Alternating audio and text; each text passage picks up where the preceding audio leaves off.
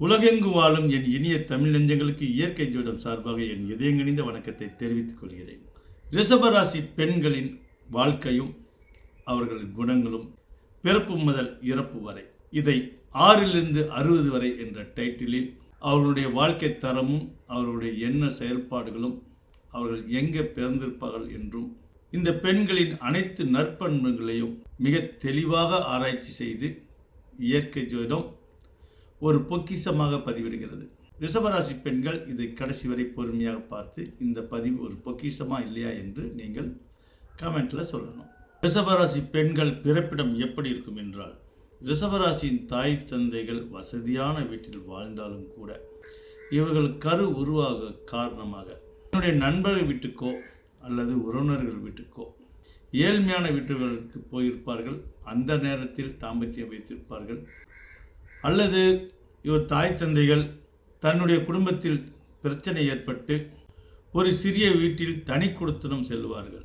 பெரும்பாலும் 80% ரிஷபராசி பெண்கள் ஏழ்மையான வீட்டில் தான் பிறப்பார்கள், ஏழ்மையான குடும்பத்தில் தான் பிறப்பார்கள். இவர்கள் பிறந்த பிறகு அந்த குடும்பம் படிப்படியாக இவர்கள் எப்படி வளர்கிறார்களோ அதே போல் அவர்கள் நிலையும் வளர்ந்துவிடும். அதிலும் இந்த பெண்கள் பூப்படைந்த பிறகு மிகவும் அற்புதமான முறையில் ஏதாவது ஒரு வகையில் அந்த குடும்பம் வளர்ச்சி பெறும்.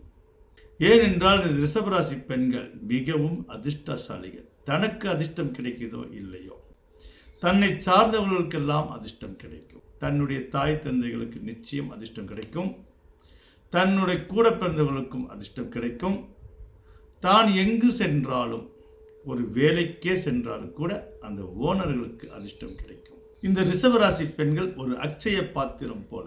2 பெண் கிரகங்கள் சங்கமிக்கும் இடம் ரிஷப ராசி. சுக்கிர பகவானின் ஆட்சி இடமும் சந்திர பகவானின் உச்சமிடமும். அப்படிப்பட்ட ராசியில் பிறக்க வேண்டும் என்றால் பூர்வ புண்ணிய ஜென்மம் செய்திருக்க வேண்டும். அப்படி பிறந்தும் ஏழ்மையை தழுவுகிறார்கள், கஷ்டத்தில் மிதக்குகிறார்கள் என்றால் அதனுடைய சப்ஜெக்ட் வேற. அது அவரவர் நம்மிடம் சுயஜாதகம் பார்த்து தெரிந்து கொள்ளுங்கள். ஏனென்றால் ஒவ்வொரு தனி மனிதனுக்கும் ஒரு சக்தி இருக்கும். உனக்குள்ள சக்தி இருக்கு, அதை ஊசிப்பிட வழிபாரு. இது வெறும் பாட்டு அல்ல. ஒவ்வொரு ராசியில் பிறந்தவங்களும் இதை உணர வேண்டும். அவரவர் சக்தியை தெரிந்து கொண்டு அதன் பிறகால் செயல்பட்டால் அந்த ஏழ்மையை ஒழித்து விடலாம். தனக்கு வரக்கூடிய தரித்திரத்தையும் நாம எப்படி ஒரு அம்பு நம்மை நோக்கி வரும் பொழுது ஒரு கேடயத்தை வைத்து நாம் தடுத்து கொள்கிறோம். பிறப்பு இறப்பை நாம் எதுவும் செய்ய முடியாது. ஆனால் இடைப்பட்ட வாழ்க்கை நம்ம கையில் தான் இருக்கிறது. அதை உணர்ந்து செயல்பட்டால் வாழ்வில் என்றென்றும் நல்ல நிலையில் வாழலாம். இந்த ரிஷபராசியில் பிறந்த பெண்கள் எப்பொழுதும் ஆடம்பரத்தை விரும்ப மாட்டார்கள். மிகவும் நேர்மையை கடைபிடிப்பவர்கள். இவர்கள் தன்னுடைய மதத்தை மட்டுமல்ல அதர் மதத்தையும் நேசிக்கக்கூடியவர்கள். ஆடம்பரத்தை விரும்ப மாட்டார்கள். ஆனால் சுற்றுலா செல்லக்கூடிய ஆசை இவர்களுக்கு எப்பொழுதுமே இருக்கும். பல இடங்களை சுற்றி பார்க்க வேண்டும் என்று. நல்ல மெச்சூரிட்டி அடைஞ்ச பெண்கள் சொல்லுகிற வார்த்தை என்ன தெரியுமா? குண்டாஞ்சத்தியில் குதிரை ஓட்டக்கூடாது, 4 இடம் சென்று 4ஐயும் கற்றுக்கணும், ஒன்னா இருக்க கற்றுக்கணும், இந்த உண்மையை சொன்னா ஒத்துக்கணும், காக்கா கூட்டத்தை பாருங்க, அதுக்கு கத்து கொடுத்தது யாருங்க, அந்த பாட்டுக்கு சொந்தக்காரர் இந்த ரிஷபராசி தானுங்க. இவர்கள் எப்பொழுதும் தன்னை மட்டும் நினைச்சு வாழ மாட்டாங்க. இவர்கள் எல்லாத்துக்கும் ஏதோ ஒன்று செய்யணும்னு நினைப்பாங்க. ஆனால் இவர்களுக்கு கஷ்டமும் தரித்திரமும் அப்பப்போ வந்து இவர்கள் மற்றவங்களுக்கு செய்ய வேண்டிய ஃபார்முலாவை, அதாவது இந்த சீர்வரிசை இதெல்லாம் சொல்லுவாங்க இல்லையா, முறைகள் என்றெல்லாம், அத்தை முறையில், மாமன் முறையில், அக்கா முறையில் என்றெல்லாம் ஒரு கல்யாணத்துக்கெல்லாம் சீர் செய்கிறது, இந்த மாதிரிலாம் இருக்கு இல்லையா, அதையெல்லாம் செய்ய விடாமல் இந்த தரித்திரம் வந்து தடுக்கும். அதில் கொஞ்சம் கஞ்சம் என்று பேரிடுவாங்க. ஆனாலும் தன்னால் முடிந்தவரை உழைத்தாவது, பெரிய லெவலில் செய்ய முடியினாலும் சிறிய லெவலாவது செய்து தன் மனதுக்கு ஆறுதலை கொடுப்பார்கள். அது எவ்வளோ பெரிய கொடுமையான விஷயம். ஆனால் அதை கூட இயற்கை ஜோதிடம் மிக தெளிவாக ஆராய்ச்சி செய்திருக்கிறது. இது உண்மையா இல்லையான்னு நீங்கள் தான் கமெண்ட்டில் சொல்லணும். ஏன்னா ஒரு விஷயத்தை கண்டுபிடிக்கிறதுனா சாதாரண விஷயம் இல்லை. உனக்கு மட்டும் ரகசியம் சொல்வேன், அந்த ரகசியத்தை ஒருவருக்கும் சொல்லிவிடாதே. அந்த மாதிரி இவர்களுடைய மனதில் 1000 ரகசியங்கள் இருக்கும், எண்ணற்ற ஆசைகள் இருக்கும். ஏனென்றால் சுக்கிர பகவானின் இடம் அல்லவா. அதே போல் கற்பனைக்கு சொந்தமான சந்திர பகவானின் உச்சம் பெறக்கூடிய இடம் அல்லவா. இந்த ரிஷப ராசியில் இயற்கையாகவே சிறு வயது முதலே பணக்காரனா பிறக்கணும் அப்படின்னா ஒரு 10% பேர் மட்டும்தான் இயற்கையாகவே பணக்காரனாக பிறப்பார்கள். ஆனால் அந்த 10% பேரத்தில் பணக்காரனா பிறந்தாலும் தன் வாழ்நாளில் சுகத்தையும் பொருளையும் இழக்க நேரிடும் இந்த 10% பேர்களுக்கு. அதுவே ஏழ்மையில் பிறந்தவர்களுக்கு அப்படி அல்ல. ஏனென்றால் பணக்காரனா பிறந்த ரிஷபராசி பெண்களுக்கு வாழ்வின் கஷ்டத்தின் அருமை தெரியாது. அதனால பிறரை நம்பி ஏமாறுவார்கள். ஏமாற்றம் அடைந்து அடைந்து இதற்கு ஒரு படம் ஒரு உதாரணத்துக்கு இருக்கிறது. உயர்ந்த உள்ளம் என்று கமலஹாசன் நடித்த படம் ஒன்று இருக்கிறது. தன் நண்பனுக்காக மற்றவர்களுக்கெல்லாம் வேணுங்கிறப்பெல்லாம் கொடுத்து கடைசியில் அவர் நடுத்தருவுக்கு வந்துடுவார். அவன்தான் மனிதன். நடிகர் திலகம் சிவாஜி கணேசன் அவர்கள் நடித்த படம். அந்த படத்திலும் அப்படித்தான். மற்றவர்களுக்காக உதவி செய்து செய்து அவர் நடுத்தருவில் வந்து விடுவார். அந்த மாதிரி உயர்ந்த உள்ளமும் அவன்தான் மனிதன் என்றும் சொல்லக்கூடிய நிலை இந்த ரிஷபராசி பெண்களுக்கே உரியதாகும். இந்த பதிவை பார்க்கக்கூடிய ரிஷபராசி பெண்கள் நிச்சயமாக உங்கள் நிலைகளை நீங்கள் திருத்திக் கொள்ள வேண்டும். தானம் செய்யலாம், தவறில்லை. தானத்திலும் சிறந்த தானம் என்ன தெரியுமா? எல்லாரும் அன்னதானம் என்று சொல்லுவார்கள். அப்படி அல்ல, தனக்கு மிஞ்சியது தான் சிறந்த தானம். தானம் செய்யுங்கள், ஆனால் அதே சமயம் தன்னுடைய நிலையறிந்து செய்யுங்கள். நம்ம வசனமா வேணா சொல்லலாம், இந்த கை கொடுக்கறது அந்த கைக்கு தெரியாம கொடுக்கணும், ஏனென்றால் நம்ம மனசு ஒரு குரங்கு, கொடுக்க கூடாது என்றெல்லாம் மீம்ஸ்ல போடலாம். ஆனால் நிஜ வாழ்க்கையில் நாம் இறந்தா கூட நம்மளை நல்லடக்கம் செய்வதற்கு அந்த லட்சுமி கடாட்சமான பணம் கண்டிப்பாக வேணும். தர்மம் செய்யலாம், தர்மம் தலை காக்கும். அதே சமயம் தர்மம் செய்வது கூட சிந்தித்து தான் செய்யணும். சிந்தித்தால் சிரிப்பு வரும், மனம் நொந்தால் அழுகை வரும். அதனால சிந்திக்கும் போது சிரிப்பு தான் வரும், மனம் நொந்தா அழுகை தான் வரும். அதனால அந்த மனம் நோகாத அளவுக்கு தன்கிட்ட வச்சுக்குங்க. ஏன் இதை இவ்வளவு உருக்கமாக சொல்லுகிறோம் என்றால், அதை இன்னொரு படம் கூட எடுத்துக்கலாம். வீடு மனைவி மக்கள் என்று விசு நடித்த படம்.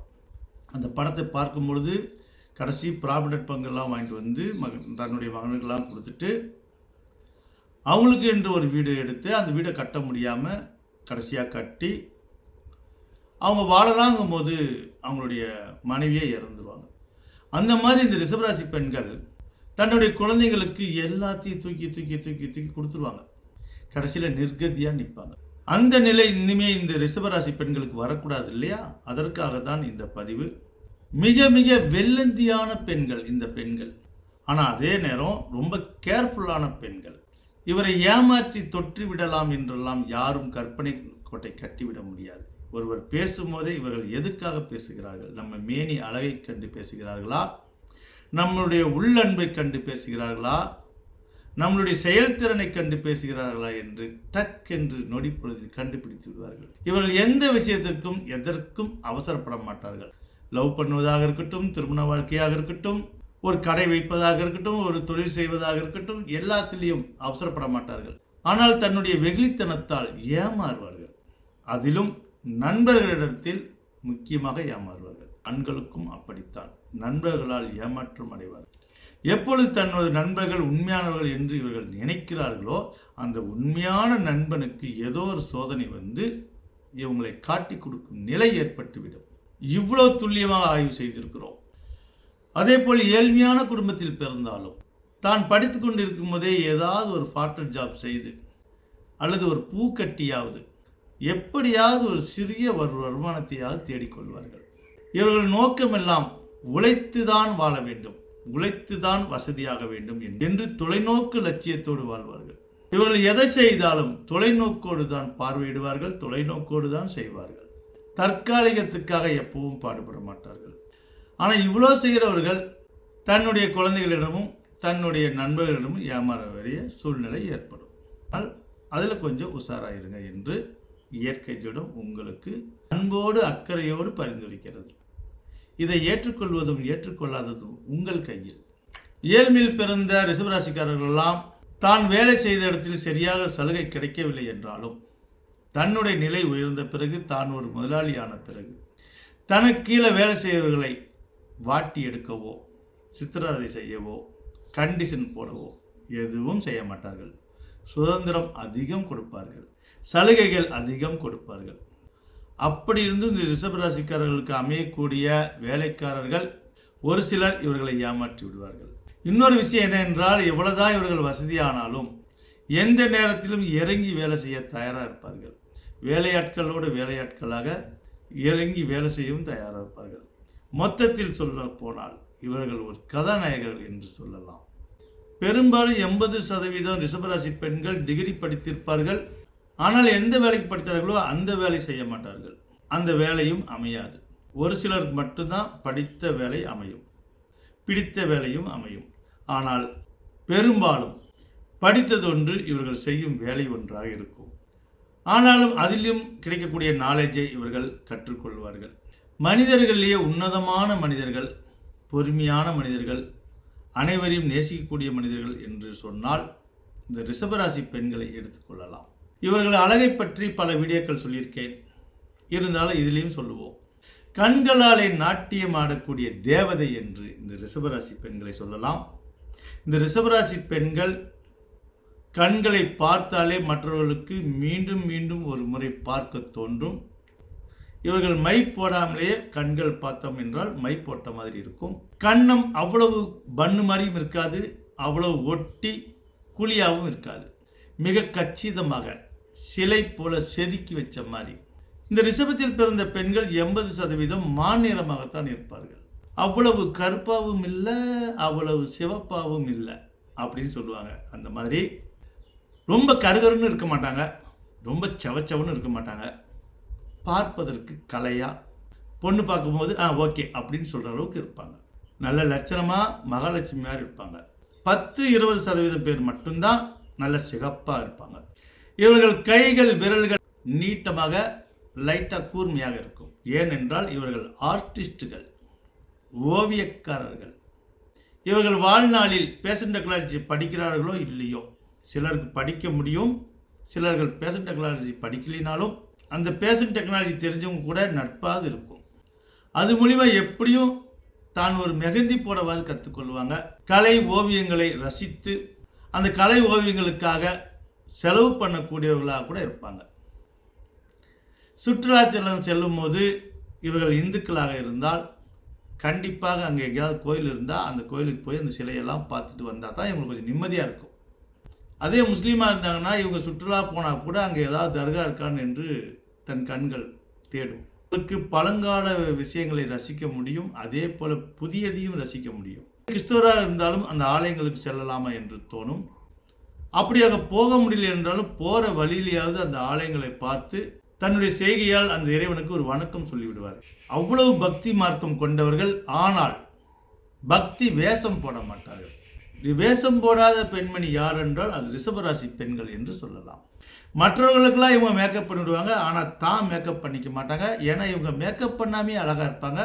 கொஞ்சம் மேக்கப் பண்ணிட்டாங்கன்னா இன்னும் சொல்ல தேவையில்லை. கண்ணாடியை தொடச்சி வச்சா எப்படி பளபளன்னு இருக்குமோ அந்த மாதிரி பளிங்குத்தரை போல பளபளன் என்று காட்சியளிப்பார்கள். அதிலும் இவர்கள் குளித்து விட்டு அப்படி கூந்தலை இப்படி உதறிவிட்டால் அந்த நக்கீரன் சிவனை போல வாதம் செய்யக்கூடிய நிலை ஏற்படும். பெண்ணின் கூந்தலில் வாசனை உண்டோ என்று அந்த மாதிரி ஒரு கலையாகவும் பிரமிப்பாகவும் பிரம்மன் படைத்த ஓவியம் என்று இந்த ரிஷபராசி பெண்களை சொல்லலாம். பாலிப முடிந்த பிறகு வயோதிக காலத்தில் இவர்களுக்கு எல்லாமே தன் குழந்தைகள் தான். இவர்களுக்கு 5ஆம் இடம் கன்னிராசி. இந்த புதன் பகவான் மிகவும் அறிவாளி. ஆனால் அதே பகவான் சேர்வாரோடு சேர்ந்து விட்டால் அந்த புதன் பகவான் யாரோட சேர்கிறதோ அதுவாகவே மாறும். இந்த ரிஷபராசியின் குழந்தைகள் தன்னுடைய சிறு வயதில் தன் தாயை கைப்பற்றி கொள்ளும், நல்லபடியாக பார்த்து கொள்ளும். அதே வயோதிகமாகும் போது அந்த 5ஆம் இடம் புதன் பகவான் என்பதால் போராத காலமாக அந்த புதன் சேர்வாரோடு சேரும் பொழுது தன் தாய்க்கு துரோகம் செய்யக்கூடிய நிலை ஏற்படும். அதற்காக யாரும் விரக்தி அடைய தேவையில்லை. தன் பிள்ளைகளுக்காக எல்லாம் செய்யலாம். ஆனால் வயோதிக காலத்தில் தனக்கென்று கொஞ்சம் வைத்து கொண்டு தான் நீங்கள் உங்கள் பிள்ளைங்களுக்கு செய்யணும். பெரும்பாலும் நிறைய பெண்களை பார்த்தோம் என்றால் எல்லோரும் கான்வென்ட்டில் தான் படிக்க வேண்டும் என்று விரும்புகிறார்கள். ஏன்னா கவர்மெண்ட் ஸ்கூலில் சரியான இங்கிலீஷ் கிடைக்க மாட்டேங்குது, சரியான வளர்ப்பே கிடைக்க மாட்டேங்குது என்றெல்லாம் நம்புகிறாங்க பெற்றோர்கள். நாம் சொல்லலை, இப்போ இருக்கிற பெற்றோர்கள்லாம் அப்படி நினச்சி எந்த குழந்தையாக இருந்தாலும் கான்வென்ட்டில் தான் சேர்த்தணும் என்று ஒரு லட்சியத்தோடு இருக்காங்க. இந்த கான்வென்ட்டில் சேர்த்துறதுனால என்ன ஆகுது அப்படின்னா, நிறைய பீஸ் ஆகுது. அதனால் தன்னுடைய சௌகரியங்களெல்லாம் இவங்க அனுபவிக்க முடியாமல் தன் வாலிப காலத்தில் அந்த பணம் இருந்தால் இவங்க கொஞ்சம் சௌகரியமாக நல்லா சந்தோஷமாக ஆடம்பரம் எல்லாம் கொஞ்சம் அனுபவிக்கலாம்ல. ஆனால் தன்னுடைய ஆடம்பரத்தெல்லாம் அனுபவிக்காமல் தன் பிள்ளைகளுக்காக கஷ்டப்பட்டாது வீட்டு வேலை செய்தாவது கான்வென்ட்டில் படிக்க வைக்கணும் என்று ஆசைப்படுகிறாங்க.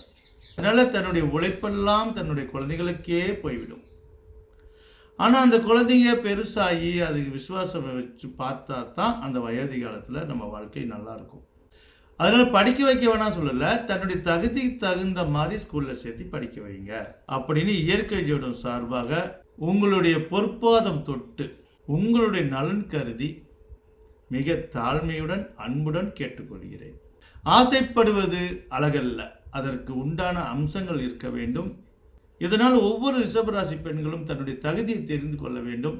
தன் ஃபியூச்சரில் என்னவா இருப்போம், எப்படி இருப்போம் என்றெல்லாம் தெரிந்து கொண்டு இப்போ ப்ரெசண்டில் எவ்வளோ செலவு பண்ணலாம், எவ்வளோ மிச்சம் பண்ணலாம் என்றெல்லாம் நீங்கள் தெரிஞ்சுக்கொள்ளணும். ஏனென்றால் ஒரு மனித வாழ்க்கையில் fast and present and future 3 விதமாக இருக்கிறது. இளமை, வளமை, முதுமை, இந்த 3ம் இருக்கிறது. முதுமை காலத்தில் எப்பொழுதும் உங்களுக்கு ஒரு இருப்பு இருக்க வேண்டும் என்று நினைத்து நீங்கள் அதனால் இப்போ இருந்தே நீங்கள் ஃபியூச்சருக்கு தேவையான விஷயங்களை சேகரித்து கொள்ள வேண்டும். ஏன் இதை சொல்கிறோம் தெரியுமா? ரிஷபராசிக்கு 8ஆம் இடம் தனுசு ராசியாகும். தனுசில் இருக்கும் குரு பகவான் ரிஷப ராசியில் இருக்கும் சுக்கிரனுக்கு எதிரான கிரகமாகும். அதனால் ரிஷபராசி பெண்களின் வாழ்க்கை புவனா ஒரு கேள்விக்குறி என்பது போல 80% வாழ்க்கை கேள்விக்குறியாக இருக்கும். ஒன்று கணவனால் கைவிடப்படுவார்கள், அல்லது கணவன் இறந்து விடுவார்கள், அல்லது கணவன் குடிக்கு அடிக்ட் ஆகி வாழ்க்கை நிலையை இழக்க நேரிடும், அல்லது கணவர் இன்னொருவரை மணந்து இப்படி ஏதோ ஒரு வகையில் தன்னுடைய வாழ்க்கை நிலை தடுமாற நிலை ஏற்படும். ஏதோ ராசி பலன் சொல்கிறோம் என்று சொல்லாமல் ஒவ்வொருவருடைய உணர்வுகளை மதித்து உள் வாங்கி உங்கள் ஃபியூச்சருக்கு ஒரு அட்வைஸாக கொடுக்கிறது இயற்கை ஜோதிடம். உங்களுடைய தொழில் ஸ்தானமான 10ஆம் அதிபதி சனி பகவான். சனி பகவான் உங்களுக்கு சாதகமான நிலை உள்ளவர். அதனால் உழைப்பால் உயர்ந்த உத்தமர்கள் என்றால் இந்த ரிஷபராசி பெண்கள் என்று அடித்து சொல்லலாம். ஆனால் உழைப்பதற்கு லாபம் வேணும் இல்லையா? லாபக்காரனாக கூடிய இடம் மீனராசி. அங்கும் குரு பகவான் உங்களுடைய எதிரடையான கிரகம். அப்போ எதிரடையான கிரகம் 11ஆம் இடம் என்பதால் உங்களுக்கு பெரிய லாபமெல்லாம் எதிர்பார்க்க முடியாது. உழைப்பீங்க, நீங்கள் சொந்த கடையை வைத்தாலும் கூட ஓரளவுக்கு தான் உங்களுக்கு லாபம் கிடைக்குமே தவிர, பொதுவாக மற்ற ராசியில் பிறந்தவர்கள் வியாபாரம் பண்ணாங்கன்னா எப்படியும் ஒவ்வொருத்தரும் ஒவ்வொரு பொருளுக்கு 5 மடங்கெல்லாம் லாபம் வச்செல்லாம் சம்பாதிப்பாங்க. ஆனால் நீங்கள் 2 மடங்கு லாபம் வைக்கிறதுக்கு கூட நீங்கள் மனசு தயங்கும். நிறைய சலுகைகள் கொடுப்பீங்க. நீங்கள் வியாபாரம் பண்ணுறவங்களா இருந்தீங்கன்னா நிறைய ஆஃபர் போட்டுக்கிட்டே இருப்பீங்க. நீங்கள் எந்த வியாபாரியாக வேணால், சாதாரண நீங்கள் ஒரு ரோட்டில் இட்லி கடை வச்சுருந்தா கூட சரி, அல்லது ஹை லெவலில் மிகப்பெரிய ஒரு வியாபாரியாக இருந்தாலும் சரி, எதை செய்தாலும் நீங்கள் ஆஃபர் போடுவீங்க, மக்களுக்கு சலுகை கொடுப்பீங்க. போதாத குறைக்கு கஸ்டமர் என் ராஜா என்று கூட அந்த போர்டு வைப்பீங்க. சில பேர் போர்டு வைக்கலினாலும் அந்த மாதிரி தான் நடந்துக்குவீங்க. கஸ்டமர் உங்களுக்கு ராஜா, நீங்கள் அவங்களுக்கு வேலைக்காரங்க. அந்த எண்ணத்தோடு தான் நீங்கள் கடை நடத்துவீங்க. வாலிப காலத்தில் உங்களுடைய உடன் பிறந்தவங்க உங்களுடைய கஷ்டம் அறிந்து எப்படியும் வாண்டடாக ஏதாவது ஒரு வகையில் உங்களுக்கு உதவி செய்வாங்க.